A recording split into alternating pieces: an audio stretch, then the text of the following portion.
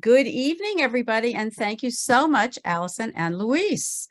This evening, we are thrilled to be able to invite you to go behind the scenes with Federico Uribe, creator of Plastic Reef, a colorful installation that is deceptively whimsical, while it sounds the alarm about the plastics that are polluting our oceans.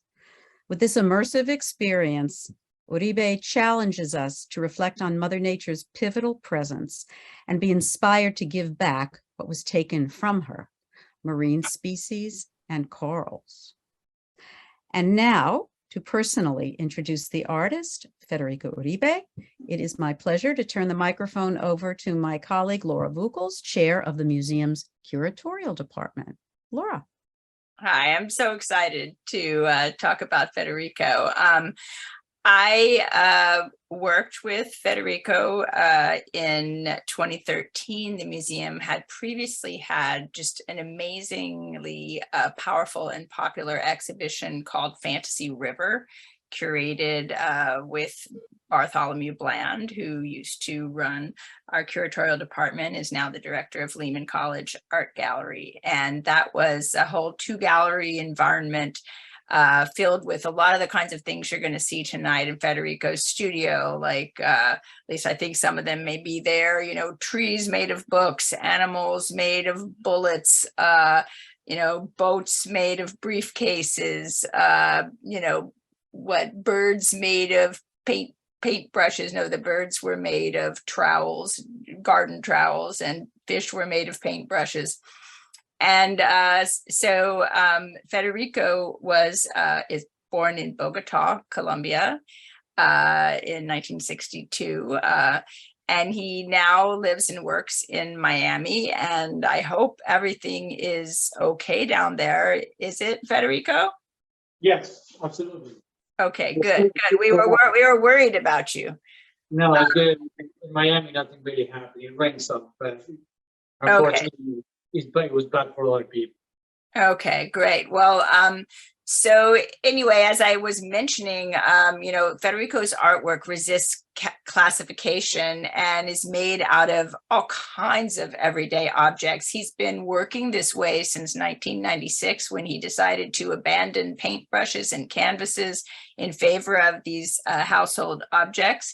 And he's been working this way for over a decade, and he's been exhibited and collected by museums really all over the world.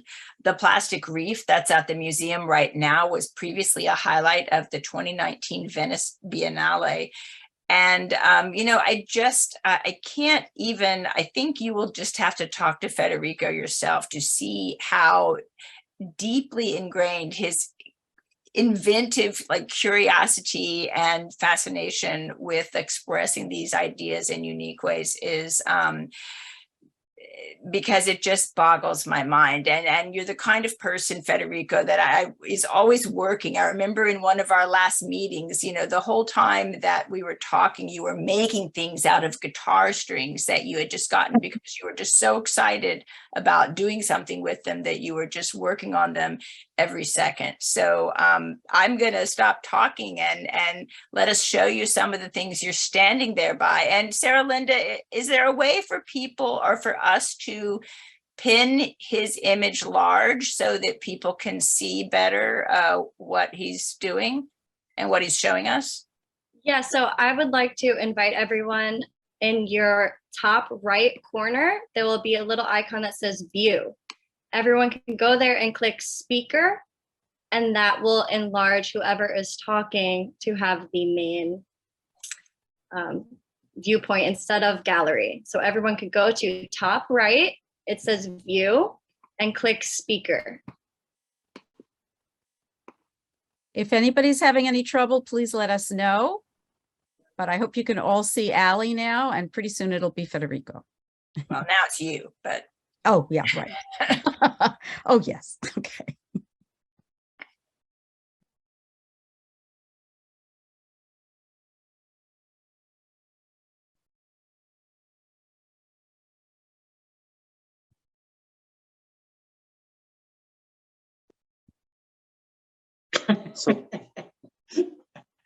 So should I start talking or what?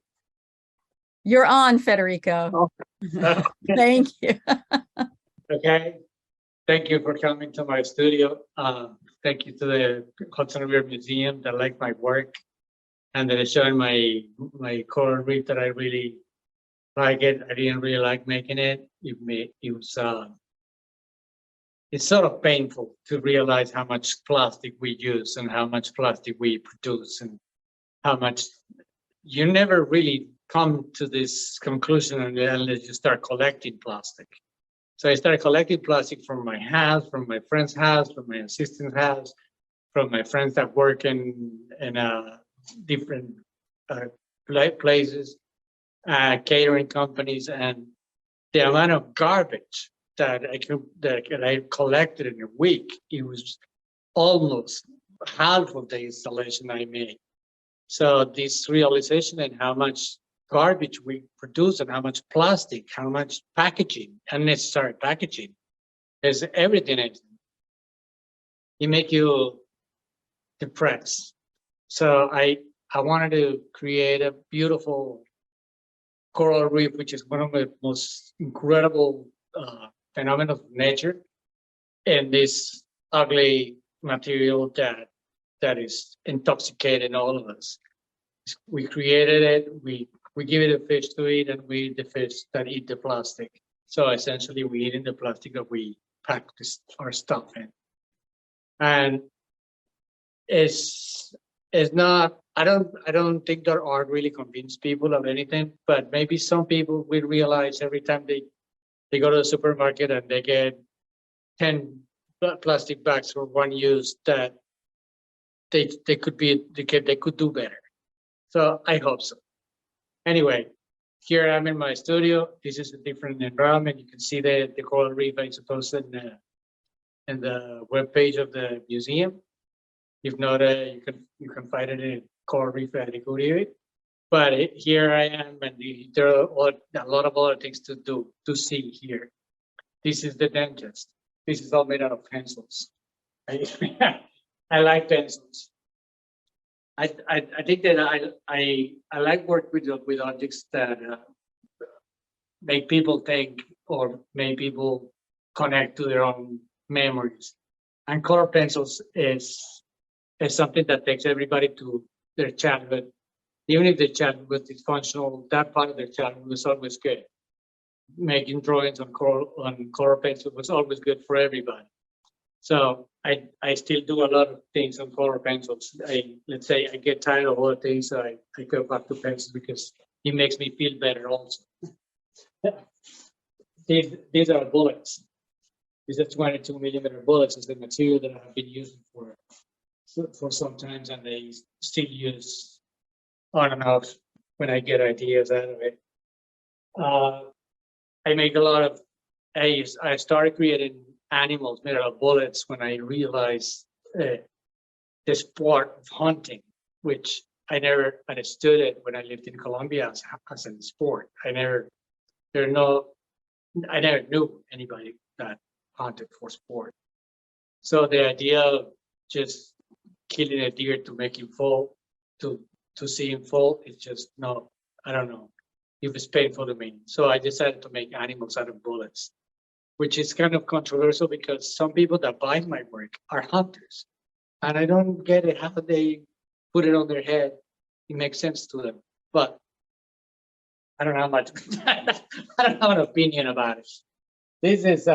These are records. The company that make guitar strings gave me a lot of guitar strings, and not somebody else gave me a lot of records.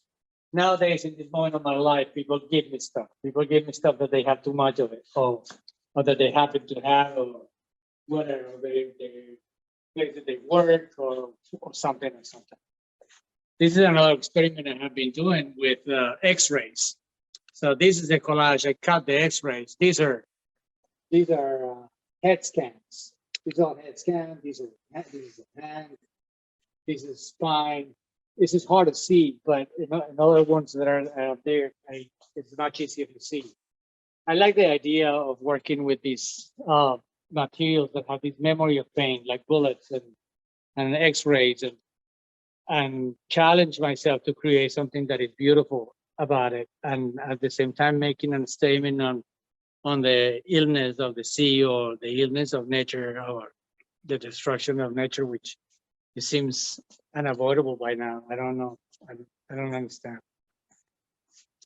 This is the oldest work that I have here. These are all made people made out of screws. I made 27 of them. They're called "Everybody Gets Screwed," which I which I believe everybody does. This is part of the coral reef. I made this portrait for somebody, and then I erased the portrait. And this is essentially the same way that the coral reef is built. Essentially garbage. This is Gatorade. These are Clorox. These are syringes, pads. These are water bottles. These are all. This is soap. It's just garbage. This is my new toy. I'm having a lot of fun with this. These are all musical instruments that a foundation in Colombia that teaches their privileged kids donated me, and these people that make the guitar strings donated me a lot of guitar strings that were not perfect or whatever. So I create all these soprano, baritono, sage, tango, mezzo soprano, the scream, reggae, and a monkey. I like these things. I like making them. They make me smile. I hope making other people smile. I don't know that. This girl is made all made out of surgical instruments. If you live in Miami, where everybody have their body exposed, you can realize how much surgery girls, guys get in Miami to have the whatever they consider their perfect body.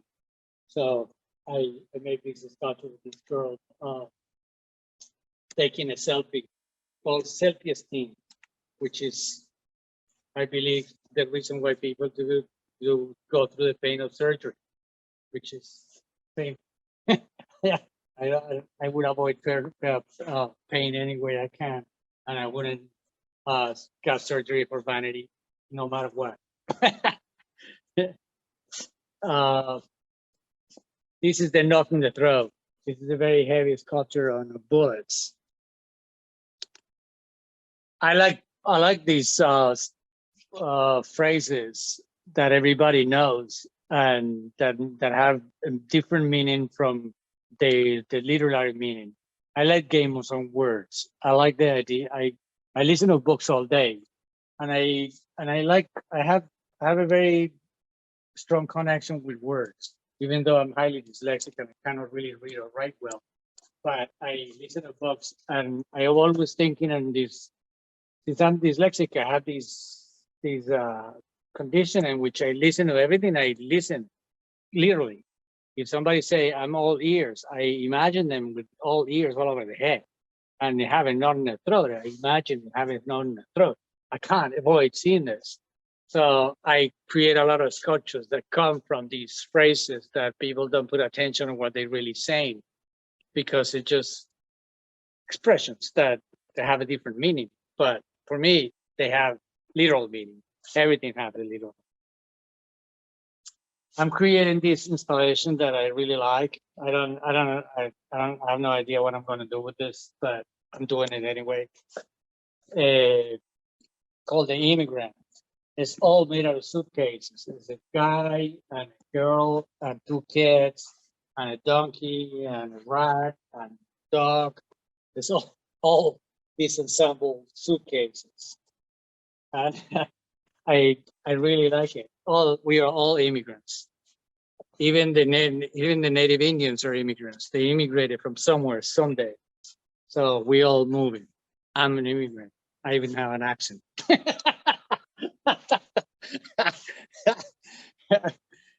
I have a lot of different installations in progress that I direct. I don't build this myself. I have an assistant that builds this for me. And And then another installation that I'm building is I'm building trees out of things that are made out of wood. So this tree up there made out of tennis rackets is made out of wood.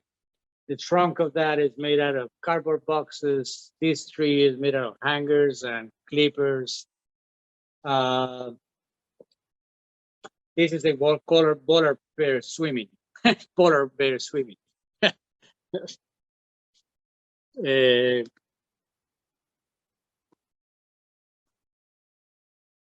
This is a stupid amount of work. This is called Big Bang, and this is each of these strings have 25 bullets. Each bullet have to make a hole in it, and every run of it, it has 150 strings. So imagine the amount of work that this took. Every time I get these ideas, when I'm quarter of it, I say, wow, why did I make this homework myself? But at the end, it's a very beautiful object. And I guess the Big Bang was an explosion. This is called Mimic. I always liked Mimic. I liked the idea of Mimic when I was a kid. I had we played this game called Mimic, in which we mimic each other, and I really like it. So these bears mimicking this meerkat. This is another tree made out of wooden crutches, and this is a new tree. I just made this, made out of hangers, wooden hangers. I started collecting hangers from a friend of mine that gave me about 70, and then I asked other people, and then I had to buy the rest of them. I had already started the tree, so I had to buy the rest of them. These are neckties. I do a lot of work in neckties. I have a studio in Colombia where I'm going tomorrow. And I work in Colombia in neckties because a friend of mine imports neckties to Colombia. And neckties is used to be 8 centimeters wide, and now it's 7. So he had 4,000 new good Italian neckties that he has no use of it. So he gave them to me. And it's not, the reflection really is about how much objects we produce, how much of this is obsolete, how much obsolete things there are around that have no use. There's a lot of good silk lost it in this that would have been lost it if I didn't created this. So I've been doing a lot of paintings in Colombia with guitar strings that I really like. This is a new piece in bullets. It's a cat, and his tail becomes a snake, and the snake threatens him. It's called algorithm. You buy something in the internet, or you say something on the phone, and then the phone or the algorithm start persecuting you, selling you the things you like. You like organic food, then we have organic whatever underwear, and they try to sell it to you. So your own idea, your own intention, and your own philosophical attitude is being commercialized and sell it to you and pushed to you all the time. So this is my reflection on what happens to this algorithm that is brought up to this. This is called Congress. This is a fight between cats and dogs, which doesn't seem to be anybody winning. It seems that nobody's winning. So, but I really like this piece. It was an incredible amount of work. It took about 6 months, 3 guys working on it, nonstop. And but it came out really good. It's an incredible, heavy object. I really like it. It's not very commercially violent. That's what most of the things I do are not really commercially violent, but it doesn't really matter, as long as someone can do. I invest the rest of the money I make on creating things I want to see. I want them to exist. So if I see them, that's enough for me. This is a good piece on X-rays. You see, all these trees are lungs. All these trees are lungs. These are feet. These are hands. This guy had his hand had 4 nails on it. Uh, these are all. I got these X-rays from Colombia. I asked all my friends. I put an ad on Facebook, and I got more X-rays than I ever wanted. I know I know a lot of broken the history of broken bones on people I know. It's a grade of intimacy. It's kind of funny to know, but it's also a reflection on pain, and how much pain these people went through. All these people that had all these nails and things go through their bodies. But I want to create beauty. At the same time, I'm making a statement on nature as a sick being. I really like this one. The lighting is not very good. These are my cousin's teeth. These are all spines. I really like this. I enjoy making these things. These I made recently. It's called David and Goliath. It's a big crocodile fighting squirrel. It's I started when the war between Russia and Ukraine started, and I hope that David wins. But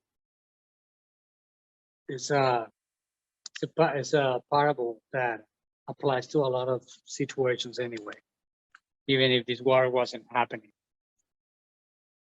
This is everybody that was left out of the Noah's Ark.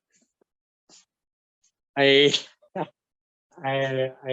always have these, I grew up in Colombia, which is a very Catholic country, and since I was a kid, the history of religion, it didn't make much sense to me.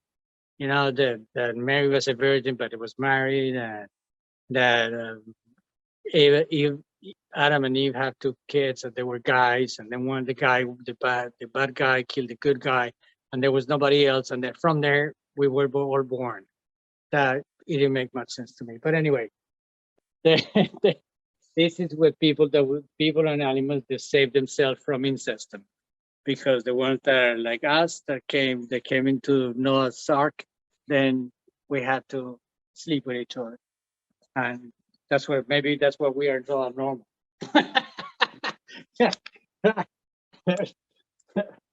I enjoy doing these things that I don't do any sketches. I don't do any drawings of anything. I just do it. I just do it out of my head, and I just do it. So these kind of things that look at it, I like art. I like looking at it. I start from, I don't know, I start from these notes I had, and then from there I work it out around it, and I just let it go. I don't know, the result is kind of chaotic, but I like it. These I did recently. These are all bullets. These are shotgun shells. It's called I Am Vegetarian. It's a vegetarian bear hanging. And this girl is called Naughty. She has a note in the throat also, but it's called Naughty. This is a sun made out of books. A light of knowledge. And this I'm doing recently. These very baroque gardens of flowers. Now, the gallery I work with invited me for a show that they're doing with other artists from South America called Tropics. And my sense of tropics, I grew up in Colombia and mostly in Pereira, which is a very lush place. The nature is incredibly strong, and everything grows, and the flowers are huge, and they're fruits that I never seen before. Every time I go, even I'm 60 years old, and it's so lush that my idea of the tropic is all these gardens made out of these incredible flowers. So now I'm doing gardens with flowers, and I find it beautiful. I like it, and I find it beautiful. I make these all small objects. This is where we live out of, and It's a good invention. These are shoelaces that I made a long time ago from a present from Puma. I enjoy that. You know, it's all about looking at the plastic possibility of objects. It's since for whatever reason, for my dyslexia or for whatever reason, I read objects as they are. I never read the function of objects. So essentially, shoelaces are essentially a flexible line of color. So you can paint with a flexible line of color because that's what paint is essentially. So I paint with a lot of things because I can see them in that possibility. This is a new painting. These people that work in the guitar strings also sent me a box of these saxophone reeds. And I make this bamboo forest. Where I grew up, there are a lot of bamboos. But there are no pandas, but I painted a couple of pandas. And yeah, these are violin pecks, and these are guitar strings. I really like those landscapes. Maybe because where I grew up, there are a lot of bamboo, and I have some nostalgia for it still. So I don't know. I miss my romanticism. I'm not a very romantic person, but that's my part of my romanticism. These are speculations I made with a friend of mine that is a carpenter. So this is a guitar for two. These I didn't touch it. He made it himself. I just designed it and he made it himself. It's I like the idea of two people that like each other playing the same instrument. I created this. It's called blues. I guess it has a reference to blue balls and it has a reference to blues, which is about the same thing. It's about being sad for love or something. Okay, this is it, amigos. This is my studio.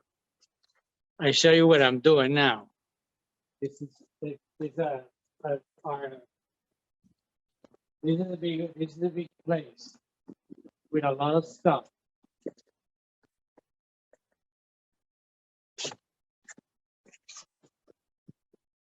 These are all guitar strings. This, I'm making a cloud with drum heads that is gonna, these things are translucent. So I'm gonna put some police lights in there so it flickers like storm. That's my idea. I don't know where I'm gonna use it. I just want to see it done. I just wanted to assist.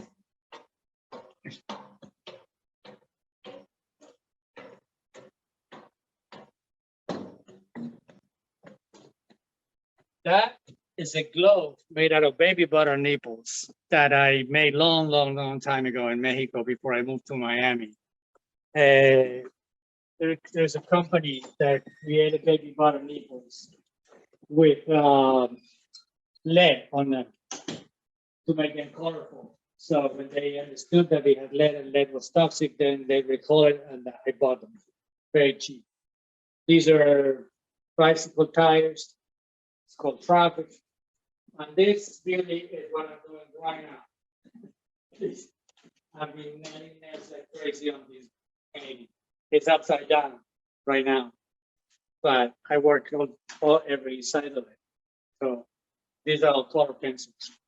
This is something I couldn't do, so I have it there hanging to remind myself my failures, and that's okay to me. I want to remember that I wanted to do something I couldn't do. Those are hangers. I have like 400 of those. Those are from my own laundry, from my own from my own dry cleaner. Anyway, this is me. This is what I'm doing. If you have any questions or want to know something, I will do my best to answer. Don't ask too first question because I'm really honest and I may answer what you ask me. Thank you. Okay. So Federico, thank Yeah. you so much. You must be exhausted. This No, has so good. thank you so much. We don't have any questions in the chat just yet, but I was really intrigued by your saying you're always looking at the plastic possibilities of objects. Every object is transformed, it seems, in your mind, and yet retains, it's almost a literal metaphor for what it Yeah. is. Yes. That's a good way of reading it. Absolutely. Yes. But it's not, let's say, I don't, this is not out of a very deep philosophical reflection. This is just the way it happened to see that I Mhm. can't really see. Everything I see it as it is, form, color, shape, no as functional, whatever the function is. I can't read it that way. I just read it as it is, forms and colors and textures and height. And so obviously I played this game like with kids play clouds. I play this game 24/7. If I put this upside down, then it looks like a dog. And then if I put it three of them together, it may look like a palm tree or something. So it really came organic to me. It's not really, I don't want to look, I don't want people to believe that I came to these deep conclusions of the plastic possibility of objects. It just came to me like, that's the way I am. That's who I am. Can you give us an idea of when you realized this and how this evolved? Like, was it when you were very young, or did you go to school to learn about plastic possibilities and how to No, I didn't learn it anywhere. Mhm. No. I always did things with things. I painted because I wanted to be a painter, because my idea as an artist was to be a good painter. So I painted a lot of paintings, very few good ones. Painted sort of religious paintings, Caravaggio wannabe paintings, and that was difficult. But I always play with objects. I just didn't take it seriously until later that I understood that I couldn't paint because I wasn't the painter I wanted to be. So since I wasn't the painter I wanted to be, then I'd be the person that I am, that have this understanding of objects that other people don't see. And it's really playful. I just play with this. I just play with this possibility all the time. Hmm. The same way I play with words, yeah, I came to the conclusion that objects are like words. It's just the way you place them. It changes the meaning of it. If you poetry or poetic license can place any word in in other context that have nothing to do with the meaning of the word, and it created new meaning for this word because it's about the feeling that it creates. So I create feelings with objects that are made for something else. So I have the hope that it's poetic. I can't be the judge of that. It's interesting. It reminds me a lot of almost like the exquisite corpse that the surrealists would engage in, right? Putting strange, unusual, unexpected juxtapositions that take on new meaning, right? Yes, they had a different intention.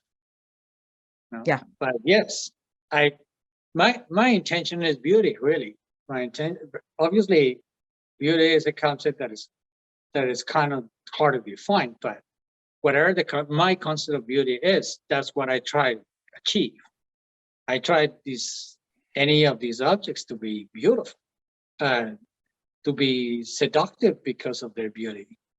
I'm not I'm not in a fight with conceptual art, but I like the idea that any of these subjects in any context can be read as an artwork because it's heavily manufactured, because it's beautiful, and not because I have an intelligent idea. But intelligent ideas are interesting, but are not, and they don't have this emotional seduction to it that things created with a sense of beauty, with intention of beauty have.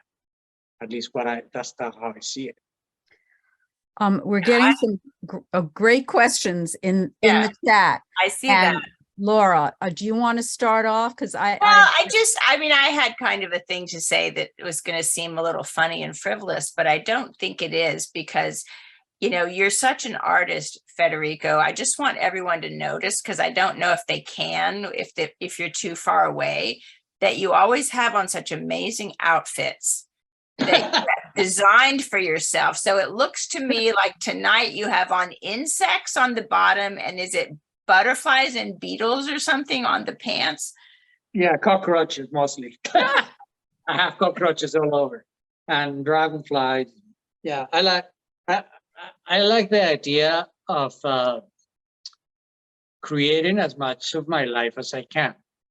You know, I redesign my house, I redesign furniture, I design clothing, I design whatever I can whatever I can, let's say, get possession of.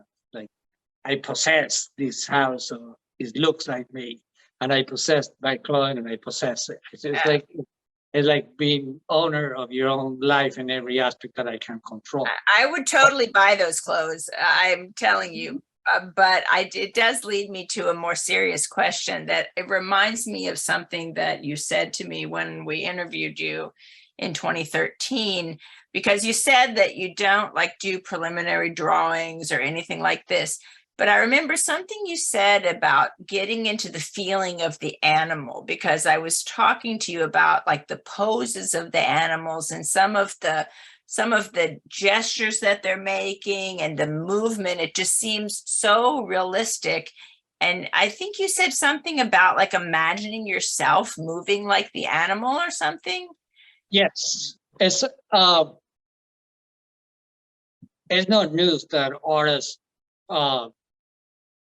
just make portraits of themselves. That's all we do. We make symbolic portrait of ourselves. Mhm. So I do these sort of rehearsals of movements in my studio or my own, creating what's the gesture I want from this animal. At the end, the animal is me. I'm portraying myself as a tiger, portraying myself as a guitar with a mouth open. I'm portraying myself, like any of these things, I'm portraying myself in this. So I do make these funny rehearsals of gestures on my own face and on my own body to see how I want this animal to look like me, which probably I'm the only one who knows. Well, you know, Federico, it's interesting because Liz, I hope I pronounced your name correctly. Is it M-E-J? Mej? Liz.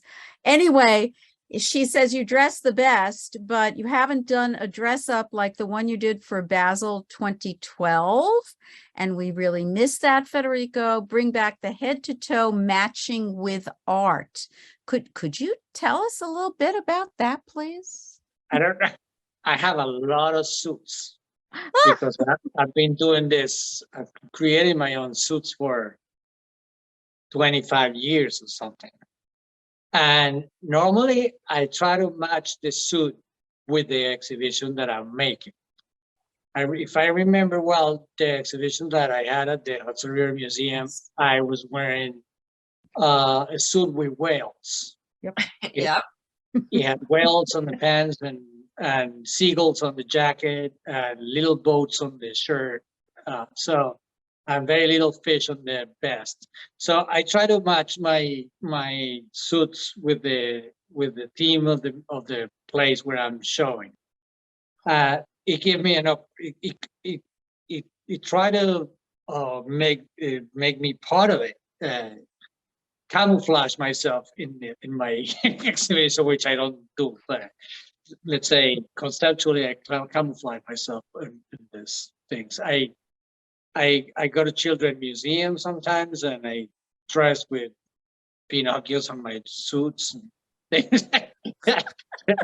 There's the things that I think that the kids would relate to me and relate to this. So there's a different idea of understanding yourself and your independence, I guess. You know, it's lovely that, you know, bringing up the idea of a children's museum. Howard Weiss made just such a lovely comment. He said, Federico says he loves words, yet his words leave me speechless. Words become unnecessary. It reminds me of the moment I stood in front of his work at HRM with my 4.5-year-old grandson. He looked at the coral reef and smiled with recognition in a way words were unnecessary. The tour of his workshop brought me joy from object to object. Qué bonito. Wow. That's very pretty to say. That's very pretty to say. Yeah, Yeah. kids get it immediately. I have to tell you, Mhm. Federico, when we have seen kids in the gallery, they instantly understand that it's about the dangers of plastic, even Yes. while they're fascinated with it. Yeah, kids are my fans. Kids are my biggest fans because they're not, you know, artists are the worst witness of art. They're always looking at where is your fault? What is that you didn't do right? What is that you should have done better? But kids don't have that attitude. Yeah. Absolutely. Absolutely. We do have a question from Ms. Ortiz. Hello, could you please tell us, are all the objects donated to you, or do you buy them as well, like the pencils, the surgical supplies? Thank you. I buy the pencils, and I buy the bullet casings from a recycling place. The pencils, I buy them from Walmart and China and wholesale stores because different brands of pencils that have different tones. So I buy a lot of different brands of different pencils, mostly cheap Chinese pencils. No, these are not really good pencils to color. I do drawings on color pencils, but those are expensive pencils. But these are wholesale Walmart kind of pencils, and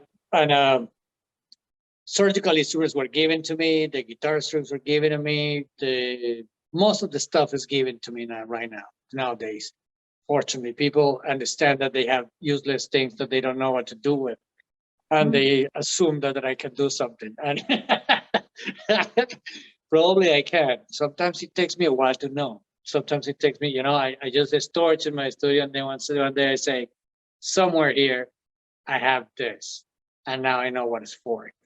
Because someday it's like, I don't know, an illumination or something, and then I understand how can I use this in a way that I respect the object keep being the object that I use, but it will say what I wanted it to say. So I think, how do I twist this word to mean what I want it to mean?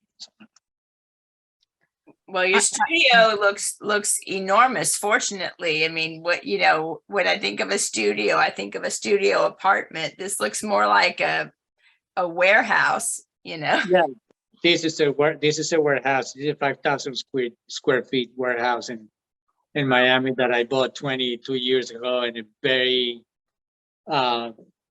bad neighborhood at the time. But I'm fearless, so I moved in here without any fear. Today it's kind of fancy, and it's, you know, they're kicking the people out, and they're building fancy studios, and they're building models and whatever, all the things, galleries and things. But 22 years ago, it was tough. It was tough for a lot of people. It wasn't tough for me. It was tough because it didn't have any air conditioning, and it was 5,000 square feet. It was hotter inside than outside. So I was taking the showers and putting myself in the fan with my clothes, all my clothing wet, to be able to work for months until I could afford to buy to build small space with an air conditioner to build and for myself to work. How do you, okay, I'm just amazed that you can keep track of all these materials. Like, how do you organize them? And how do you know, like, because it seems like so your work is so sort of spontaneous in many ways, and yet you have to know where all these things are. How do you keep them organized? I have a very selective memory. So I don't remember people's names, and I don't remember. There are a lot of things I don't remember, but I do remember that everything that's in here. I have 3 employees, and when I take my employees, I know here somewhere in this part of this building there is 3,000 golf balls. We have to find. Mhm. So I do know sort of where they are, but I do my best to keep it organized. Every time I go to Colombia, I have these guys stop working when I'm not here and just cleaning, organizing, cleaning, and creating inventories and things like that for the days that I'm out. So when I come back, everything is in a better shape than it was when I left. Are those the wonderful guys who came up and helped install the piece? See, those are 2 of the one of them is not working for me no more, but the other one of them is created his own. He does he paints skateboards, and his business of painting skateboards started to work for him, so it didn't make any sense to work for me.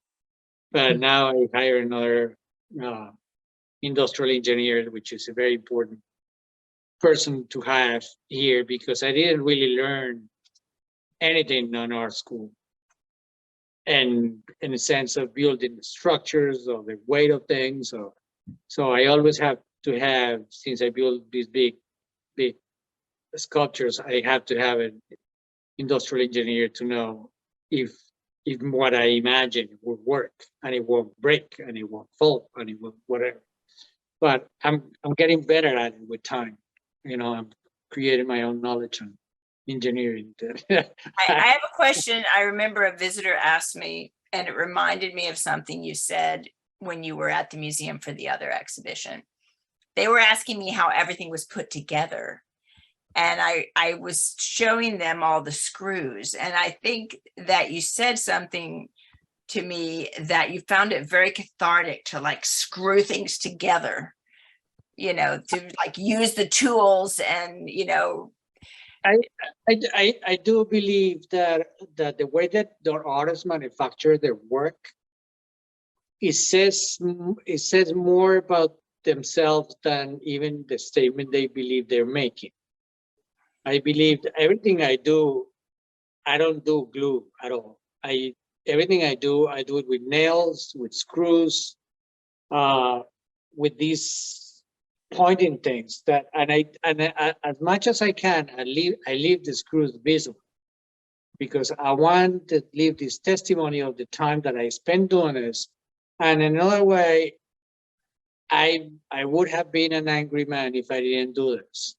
So I assume that this part, the aggressive part of my heart and of my temperament is all released on this action of nailing nails all day, or screwing screws all day onto something. Because essentially it's an aggressive action. And I do believe that that's what it says about me, that is somehow, somewhere, I would have been an angry man if I didn't do this. Mm-hmm. But I do this, so I'm not. So when you talk about that, so this is a way of keeping yourself sane in a way, right? And also the idea of producing something of beauty through that activity.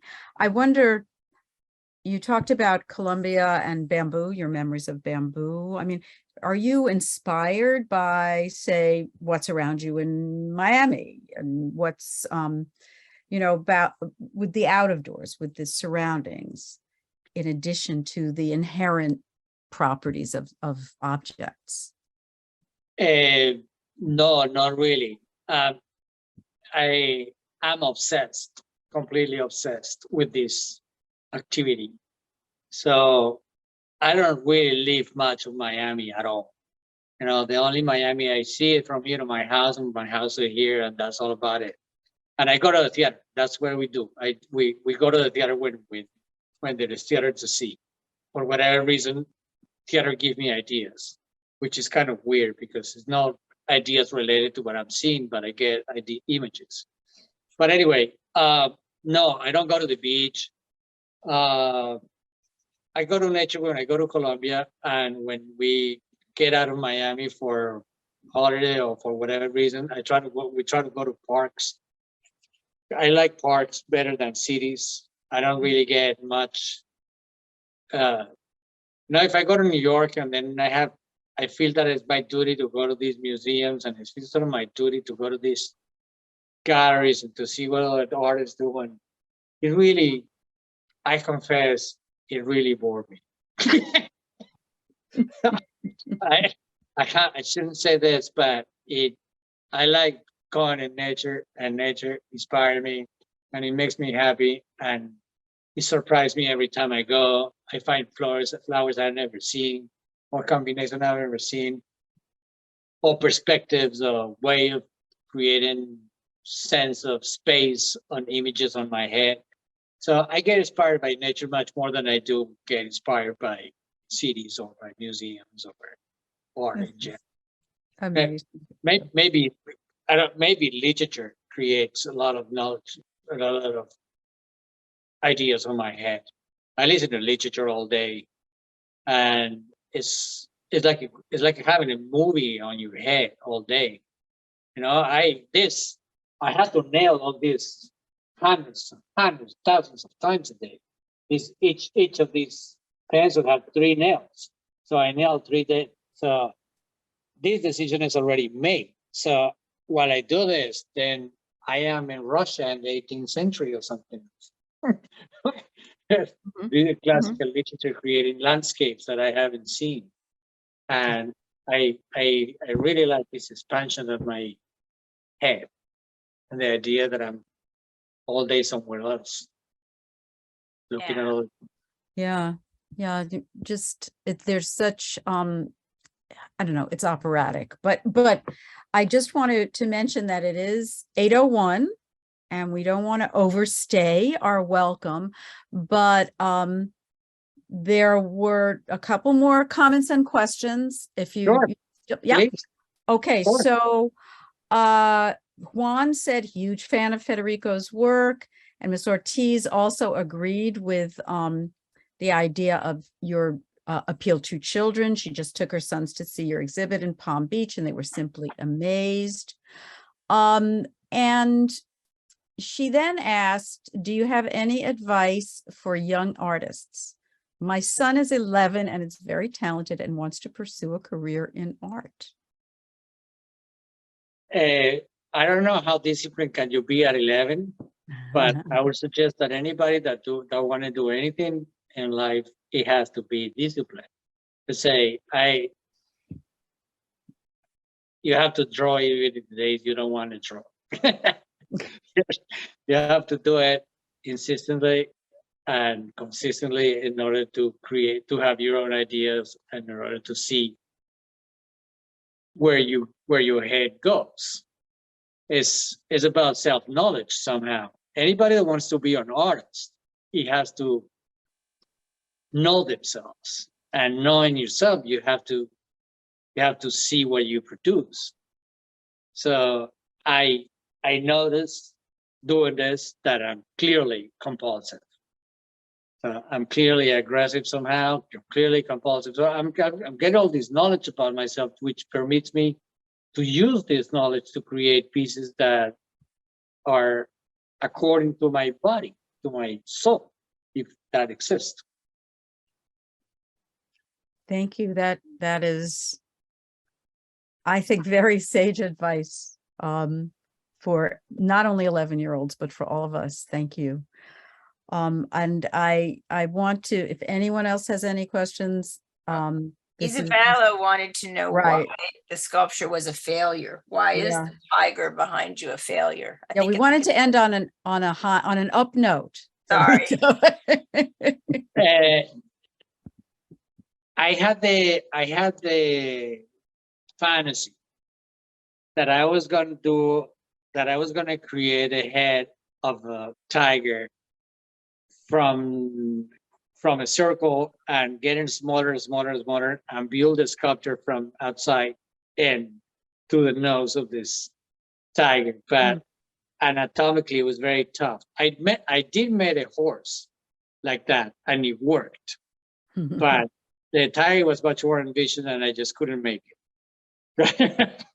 So I leave it to remind myself of my own failures. And every time I see it, I say, one day I'm going to be able to do this. One day I'm doing this. Well, But- Federico, thank you so much for being so transparent and so generous. And I want to thank Laura. I want to thank Allison, who is going to be coming back in to conclude the program for this evening. And I want to thank Marco, who is behind the camera. Now in front. Thank And you. now he's in front there, everybody. Thank you, Marco. Thank you so And much. also Luis, who is in the little translation booth, interpretation booth. Thank you all so much. And thank you for your kind comments. Everyone is thanking you. I don't know if you can see in the chat, Federico, what a great tour and conversation. Thank you all in the audience. Will for people being be with able us to this see evening. this online afterwards? Or how does We- that work? Yes, we are recording this Okay. and we will be posting it to our YouTube channel eventually. nice. Yeah, we'll let you know. We'll let you know when it's there. Okay, perfect. Yeah, so that's it for this evening. And Ali, tell everybody what's coming up. And again, Federico, thank you so much. And thank you for Adam Adelson for helping us to facilitate this. And again, Federico, be safe, both you, please, all of you down there, be safe. And I hope the hurricane just passes by. Thank you guys again, like Sarah Linda said, Marco, Federico, Luis, Laura, Sarah Linda, everyone with your questions. We had a great turnout. So thank you for all spending your evening with us. In conjunction with Hispanic Heritage Month, we do have art workshops this upcoming weekend. We have a Corner Store community on Saturday and Bronx Connection Latin Big Jazz Band Sound of Our Neighbors on Sunday.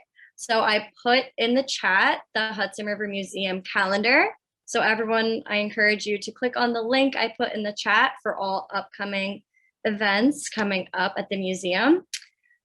We'd like to hear what you have to say, hear your thoughts about the program. So please do share, let us know, contact us.